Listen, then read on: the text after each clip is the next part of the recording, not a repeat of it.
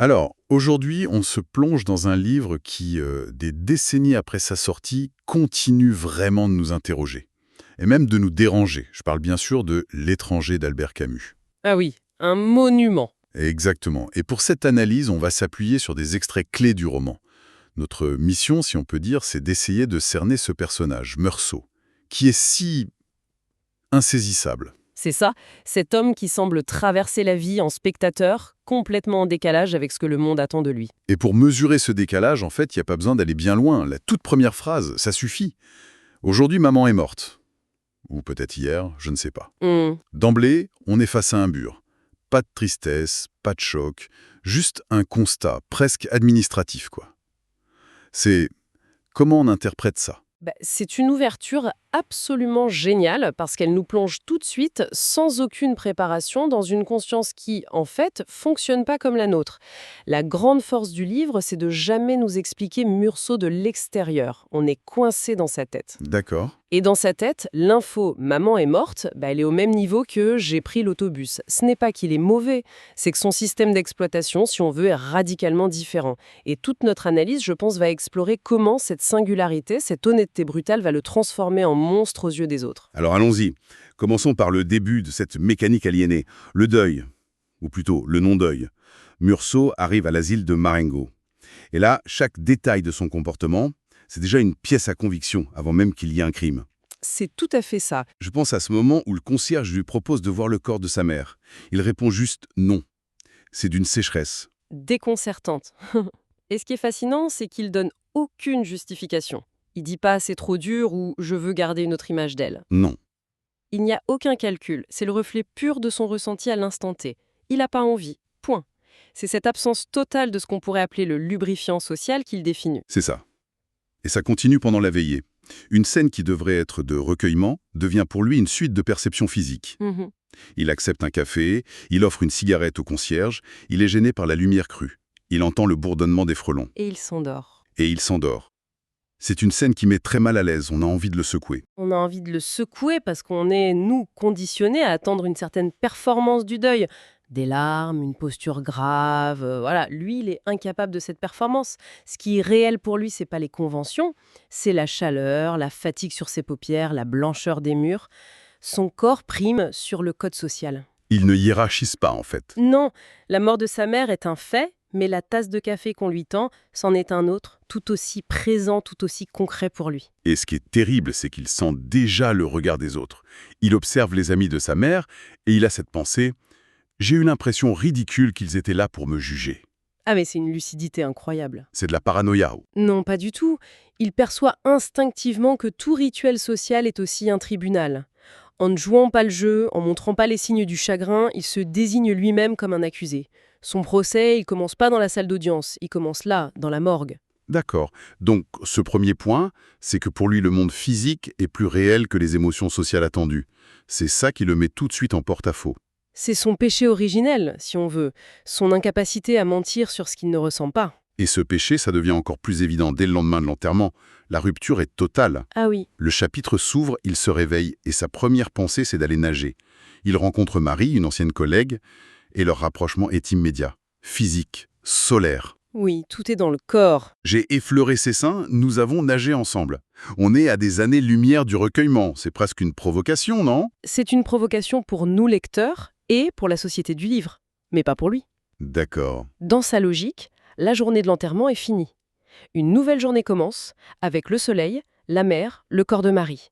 Il voit aucune contradiction, parce que les événements ne sont pas liés par une chaîne de causalité. Ils se succèdent, c'est tout. Une innocence qui se heurte tout de suite au code social. Le soir, quand ils vont au cinéma, Marie remarque sa cravate noire. Bien sûr. Il lui dit que maman était morte. Elle demande « depuis quand ?» Il répond « depuis hier ». Et là, Camus écrit cette phrase toute simple « elle a eu un petit recul ». Ce petit recul, c'est tout. C'est déjà le jugement de la société en miniature. C'est la première fissure. Exactement. Marie, même si elle n'est pas tirée par lui, elle perçoit l'anomalie. Et pour couronner le tout, le film qu'ils vont voir. Un film comique avec Fernandel. Voilà. On pourrait y voir un cynisme total, mais chez Meursault, il n'y a même pas ça. Il y a juste une absence de connexion. Et cette absence de connexion, on la retrouve dans son rapport à l'amour. Quand Marie lui demande s'il l'aime, sa réponse est célèbre. cela ne voulait rien dire. Mhm.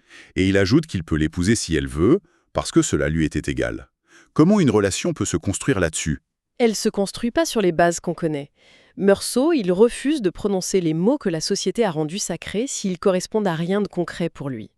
Aimer, qu'est-ce que c'est? Une abstraction? C'est ça, pour lui, c'est une abstraction. Ce qui est réel, c'est le désir pour Marie, le plaisir. Il est honnête, mais c'est une honnêteté qui passe pour de la froideur, de l'indifférence. Il refuse de jouer le jeu du sentiment, comme il a refusé de jouer celui du deuil. D'accord. On a vu son rapport au deuil, à l'amour, mais son implication avec son voisin Raymond Sintès, là, c'est une autre dimension. Ah, on change de registre. On passe de l'indifférence passive à une complicité presque active. J'ai du mal à comprendre pourquoi il accepte d'écrire cette lettre pour piéger la maîtresse de Raymond. Vous mettez le doigt sur un tournant. Jusqu'ici, son indifférence faisait de mal à personne. Avec Raymond, son indifférence devient un outil dans les mains d'un autre. Et sa justification, c'est la clé de tout le personnage. Il accepte parce qu'il n'avait pas de raison de ne pas le contenter. C'est vertigineux comme logique. L'absence de raison de dire non devient une raison de dire oui. Exactement. Il n'a pas de boussole morale interne qui lui crierait « Hé, attention, tu participes à l'humiliation d'une femme !» Non. Pour lui, écrire une lettre, c'est un acte neutre. C'est un service qu'on lui demande. Le contenu, les conséquences, ça lui échappe. C'est là qu'on voit que son indifférence, c'est pas une posture, c'est un vide. Et ce vide, Raymond va s'y engouffrer. Et ça va de plus en plus loin. Quand Raymond bat sa maîtresse, Meursault refuse que Marie appelle la police. L'argument « je n'aime pas les agents ». Pas un jugement moral, une préférence personnelle. C'est fou. Puis il va jusqu'au faux témoignage pour Raymond. Il admet que c'était de la pure complaisance. Est-ce que ce n'est pas de la lâcheté, au final? C'est une excellente question. On peut le voir comme de la lâcheté, ouais. Comme l'aboutissement logique de sa nature. Il est tellement étranger aux notions de bien et de mal qu'il devient une sorte de... Marionnette? Il suit le courant, voilà. Il suit le courant, il rend service, il évite les complications. Le problème, c'est que cette passivité le rend complice d'une escalade de la violence. Chaque « pourquoi pas », chaque « ça m'est égal » est un pas de plus qui le mène, sans qu'il s'en rende compte, vers la plage. Et le revolver dans sa poche. Et le revolver dans sa poche. Et cette plage, on y arrive. La scène du meurtre. Tout est dominé par le soleil, qui est bien plus qu'un décor. Camus le décrit comme inhumain et déprimant. Après une première bagarre, Meursault retourne seul sur la plage, écrasé de chaleur. Et il fait ce lien terrible. C'était le même soleil que le jour où j'avais enterré maman. Ce lien est fondamental, oui. Le soleil, c'est le symbole de cette force absurde, aveuglante, qui pèse sur lui depuis le début. C'est l'agresseur originel, celui de la morgue, celui qui le pousse vers son destin. Il retrouve l'arabe. L'homme sort un couteau. Et là, le texte bascule. La menace pour Meursault, c'est pas l'homme, ni même le couteau, mais le reflet du soleil sur la lame. C'est ça. La lumière a giclé sur l'acier, et c'était comme une longue lame étincelante qui m'atteignait au front. Le meurtre est présenté comme une réaction à cette brûlure, mais est-ce qu'on doit le prendre au pied de la lettre? C'est toute l'ambiguïté et le génie de la scène. Je pense qu'il faut la prendre au pied de la lettre, mais à un niveau philosophique. Le meurtre n'a pas de raison psychologique classique. Pas de haine, pas de jalousie? Rien de tout ça. C'est un acte absurde déclenché par une cause absurde, un reflet. C'est la parfaite illustration de la philosophie de Camus, l'homme face à un monde irrationnel. Le soleil est l'agent de cet irrationnel. L'acte de Meursault n'est pas une décision, c'est un effondrement. Un effondrement qui continue après le premier coup. Il dit avoir détruit l'équilibre du jour. Et puis il tire encore, 4 fois sur un corps inerte. Oui. Ces 4 coups supplémentaires, c'est ça le plus glaçant. Le premier, à la limite, on pourrait dire que c'est un réflexe. Mais les 4 autres? Ces 4 coups sont la signature de l'absurde. Ils servent à rien, la menace est partie, l'homme est mort. C'est un acte de pure gratuité. En tirant ces 4 coups, il scelle son propre destin. Il frappe, comme il dit, sur la porte du malheur. C'est comme s'il reconnaissait, par ce geste, l'insignifiance de tout. S'il n'y a pas de raison de tuer, il n'y a pas non plus de raison de ne pas tirer 4 fois de plus. C'est la terrible logique du vide. Et bien sûr, après ça, la machine judiciaire se met en marche. Mais ce qui est fascinant, c'est qu'on a l'impression que le meurtre, c'est presque un prétexte. Complètement.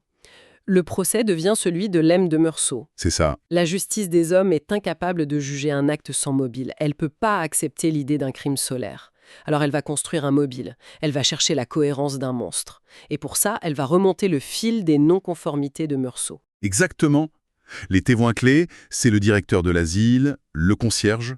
On l'interroge sur son calme à l'enterrement, sur son café, sa cigarette. Le fait qu'il ne connaissait pas l'âge de sa mère. Voilà, chaque détail de son indifférence est transformé en preuve de sa monstruosité.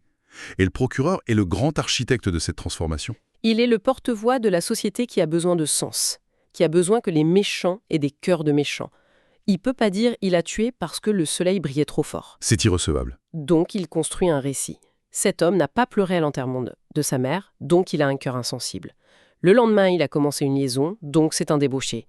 Et la conclusion s'impose. S'il a un cœur si dur, il est capable de tuer de sang-froid. La logique est implacable. Même si elle est déconnectée de la vérité. Totalement. Et tout ça culmine dans cette phrase terrible du procureur. « Messieurs les jurés, j'accuse cet homme d'avoir enterré une mère avec un cœur de criminel. » C'est une formule incroyable. Tout est là-dedans. Il n'est pas jugé pour avoir tué un arabe, il est condamné pour ne pas avoir joué la comédie du chagrin. C'est le verdict. Son crime, c'est pas le meurtre, c'est d'être un étranger aux rites, aux émotions codifiées, aux hypocrisies nécessaires à la vie en société. En refusant de mentir, il expose le mensonge des autres. Et ça, la société peut pas le pardonner. Elle doit l'éliminer. Et pourtant, c'est dans sa cellule, face à la mort, qu'il semble enfin trouver une forme de paix après une altercation très violente avec l'aumônier. Qui veut absolument le faire croire en Dieu. C'est ça, Meursault explose, puis se calme. Et dans ce calme, il pense à sa mère. Et il a cette révélation que l'elle aussi, à la fin de sa vie, a dû se sentir libérée et prête à tout revivre. C'est un renversement magnifique.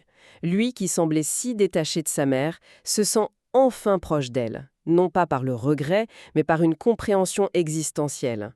Il comprend qu'elle aussi a embrassé la vie jusqu'au bout, à sa manière. Et ça le mène à sa prise de conscience finale, qui est bouleversante. Il écrit qu'il s'ouvre pour la première fois à la tendre indifférence du monde. C'est un oxymore sublime.